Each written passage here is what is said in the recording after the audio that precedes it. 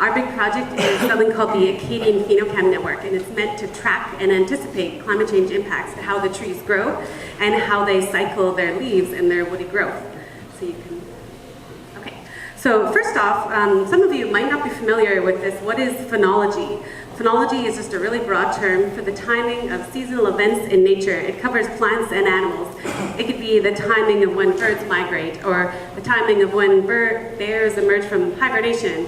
And then it can also be events in our trees, like fruiting and flowering and radial growth, and so on.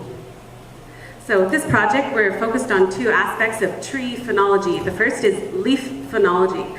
So this is our leaf life cycle events, when they emerge in spring, when they change color in fall, and this is very influenced by our local weather patterns, as well as what's happening in advance, how our winter conditions, our dormancy periods can affect our timing of leaf emergence. And this is really important for the fitness of our tree species because as we have more variable weather, we can see more instances of things like frost damage on our buds, which has a big impact on our productivity of our trees. As well as hurricanes later in the summer and fall. It matters whether or not the leaves are still attached to the trees and so on. And so the second aspect I mentioned is wood phenology, and specifically with our project, we're focused on secondary growth phenology or radial growth phenology, so how the trees grow in diameter, not so much how they grow in height or their shoots. So two big phases that we study are when the trees start to grow in diameter in the spring, and when they complete their growth in the summer or fall. Okay, so why should we be worried about phenology when it comes to our woodlawns? There's many predictions out there about a warmer growing season, and a longer leafing period could actually lead to increased yields and productivity for some species. But at the same time, that the factors that cause this extension could also lead to decreased yields or fitness of some species. As we have a warmer growing season, we see there's a depletion in our soil moisture and sometimes a change in our atmospheric moisture, which is a big determinant of growth. So this is really important to understand how well is this species going to do in the future. And here's just a little snapshot of a study I did. I collaborated with some researchers in the US and Europe. And this is an example of an experimental warming plot where the trees were warmed up 9 degrees Celsius above ambient temperature. And the trees prematurely lost their frost hardiness. And then they had a major frost event, and there was damage and even mortality of some trees. And that's all because of the leaf phenology. So this is another example of how not just wood phenology, but leaf phenology can be really important to determine how well our trees are going to do. And it also has some other practical implications. If you're someone that harvests maple syrup, a changing leaf phenology could actually influence your seasonal maple syrup harvest window. And as I mentioned, there's a lot of uncertainty around looking into the future. So we have observed a very long-term trend now in our temperate and boreal forests of an earlier and earlier timing of leaf emergence. And maybe you've observed it yourself between your lifetime and your parents and so on, that we're seeing an earlier and earlier timing of when the leaves emerge in the spring.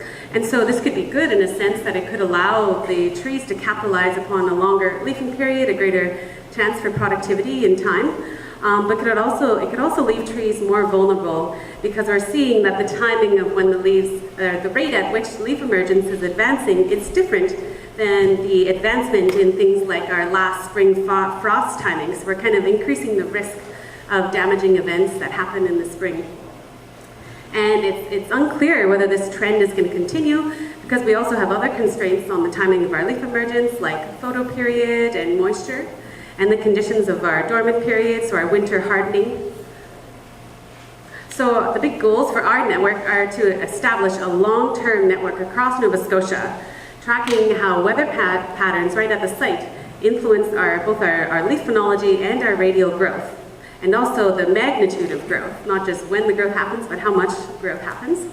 And we want to set this up as a resource for yourselves, woodlot owners and other forestry stakeholders, to get real-time, so every day, an update on the status of species across Nova Scotia. We want to make it really easy for you guys to access our information and ask questions and comment about, are you interested in certain factors? Do you want to see how the hurricane affected growth for a given tree a year later, or how the conditions in one growing season influenced our phenology and growth and so on. And then we're going to use all of these observations to come up with some improved models, because a lot of growth models out there don't incorporate our climate information, more so just the spatial information. And this can help us to understand future patterns in the next decades and throughout the 21st century, what we might expect for our phenology and growth. And that can give us an idea of what species are more resilient to variable growing conditions and what species might be more susceptible to damage. And maybe they need a different management strategy. Maybe when you're planting these species, you want to plant them outside of low-lying areas because they're really sensitive to frost, for example, and so on. Okay, so now going into what our network looks like. So we're called the Acadian Phenocam Network, so our major tool is Phenocams, and that's just a word for phenology plus camera, Phenocam. We track with our Phenocams the timing of when the leaves emerge at our forest plots, as well as when they reach their peak fall colors. And we also use the observations from our Phenocams to study the effects of disturbance within a growing season as well as previous growing seasons. So this is all automated and the pictures are sent to us remotely. Once we install the camera, there's very little maintenance required and it's continually running for us. And then we also have something called dendrometers, which is kind of a newer technology. It's also automated. You attach it to a tree, and every 15 minutes it provides a measurement of the radius of the tree.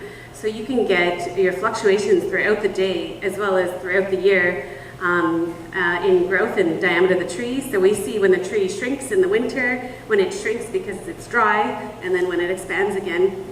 So with this data, we can see when did the trees start growing in the spring, when was it their max growth rates, when did they finish growing in the summer or fall. And this can also give us an indication of the effects of disturbance.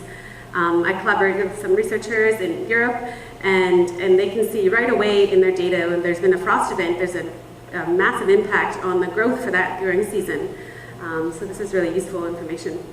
And then to get the really localized signal of the weather impact, we have our weather stations at each of our sites, and we measure air temperature, relative humidity, wind velocity, and rainfall. But we also measure soil temperature and soil moisture, because a lot of people that modeled leaf phenology don't take those variables into account. And it's part of our goals also to build some improved models that take this into account. So we measure soil temperature and moisture at 3 depths in the soil at each of our sites. And this is our current network. So we started this project basically in 2019, and we were just focused on the phenocams at that point, tracking leaf phenology. And I collaborate with James Steenberg from the Department of Natural Resources, and he helped me to go out and pick these sites. But now we've expanded as of last year to 24 sites. So we cover from Yarmouth to Inverness counties. We have 3 stations in Lunenburg County, and actually 1 station right by the Mersey Tobeatic Research Institute. So it's really great that we get to cover a lot of Nova Scotia and see a broad range in microclimates and local site conditions for our project. And so we're currently monitoring 12 species. For those of you that are Christmas tree operations, we have balsam fir, and we also monitor sugar maple, and we also monitor red spruce, white spruce, black spruce, white pine, and eastern larch. And then we have 6 deciduous broadleaf, sugar maple, red maple, white birch, yellow birch, red oak, and large-tooth aspen. And this is just our current species that we're monitoring. As our project expands and grows in future years, we expect to be covering more species. And just some early findings from our work so far. So a study done in 2023, we used observations from our 2019 network of sites, as well as a lot of observations from the United States, and we calibrated models of leaf phenology for balsam fir, red maple, and paper birch. And then we took future conditions and we saw what happens with our leaf phenology patterns, and we found that our more temperate species like red maple kind of are stable in terms of their timing of the fall colors. But as we move into warmer and warmer growing seasons, we expect our boreal species like white birch to have a later timing in their fall colors. So this will kind of have some implications for the performance of those species and how susceptible they might be to disturbance agents in the fall, and also for what the fall colors will look like in the future. And that's a picture from our Annapolis, one of our Annapolis sites there. Okay, so how we're intending to help woodlot owners, we want to provide you with with real-time data. So every day we'll have updates from our network, and to help with informed decision-making, so we can provide more up-to-date information on the growth rate of different species and how that might be changing over time, as well as practical things like the maple syrup harvesting window, and also detecting the effects of pests. I also had the opportunity to collaborate with some researchers from the US and Europe, and we used Phenocam observations to try to see what happens to our leaf data when there's been a pest of some sort. We had a variety of insect pests, and we're able to very clearly see the signal in our Phenocam data and come up with a way to detect it. So this can be useful for detecting early warning signs of pest infestations. And in the long run, as we develop our improved models for each species, we can come up with some more information for climate change adaptation by identifying what species might be susceptible to different conditions and how we might want to protect those species, and then what species might be really resilient and flexible to different growing conditions and disturbance agents. And we also would really like to hear from you guys what you're interested in, and maybe you're interested in particular species or disturbance agents or other aspects that we could monitor with our network and provide that information to you guys. So here's a QR code. We're still in the process of setting up our website, but if you enter in this website here, you can subscribe and get some emailed updates from our network, and you can also reach out to me directly and let me know your thoughts if you have any ideas.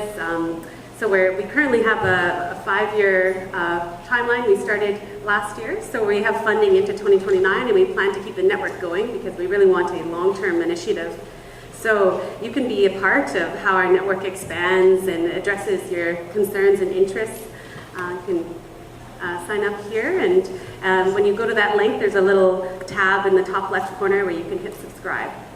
And you can always email me or catch me at the break if you don't have your phone handy to sign up for this website.